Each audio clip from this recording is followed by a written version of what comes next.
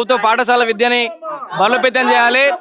అదేవిధంగా private corporate schools ఏవైతే డొనేషన్ల పేరు మీద ఫీజుల పేరు మీద విచ్చలవిడిగా అడ్డగోలుగా తల్లిదండ్రుల యొక్క రక్తాన్ని జలగల్లాగా పట్టి పీడిస్తున్నటువంటి పాఠశాలల పైన చర్యలు తీసుకోవాలని చెప్పేసి మేము ఈరోజు డిఓ కార్యాలయాన్ని ముట్టడించడం జరుగుతుంది.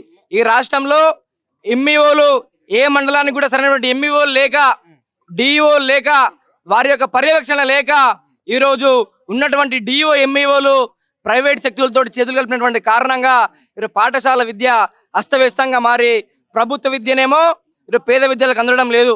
ప్రైవేట్ స్కూల్లో చదివిద్దామంటే ఉన్నటువంటి ఫీజులు బగ్గుమంటా ఉన్నాయి. ఈ యొక్క పాఠశాలల పైన ఎటువంటి చర్యలు ఈరోజు ప్రభుత్వం కానీ స్కూల్ ఎడ్యుకేషన్ అధికారులు కానీ తీసుకోకపోవడము చాలా సిగ్గుచేటు.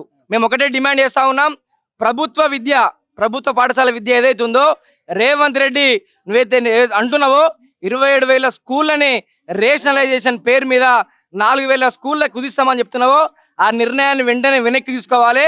లేకపోతే ఏబీవీపీకు గుణపాఠం చెప్తుందని చెప్పేసి ఈ సందర్భంగా మేము హెచ్చరిస్తా ఉన్నాం. ఇది ఆరంభం మాత్రమే. తర్వాత స్కూల్ ఎడ్యుకేషన్ కూడా ముట్టడించబోతా ఉన్నాం. దాని తర్వాత సెక్రటేరియట్, దాని తర్వాత రేవంత్ రెడ్డి ఇంటిని కూడా ముట్టడించబోతా ఉన్నాం. ప్రభుత్వ పాఠశాల అయితే విద్యను బలోపేతం చేసేంత వరకు ఏబీవీపీ నిరంతరం కొట్లాడుతుందని చెప్పేసి ఈ సందర్భంగా తెలియజేస్తాం.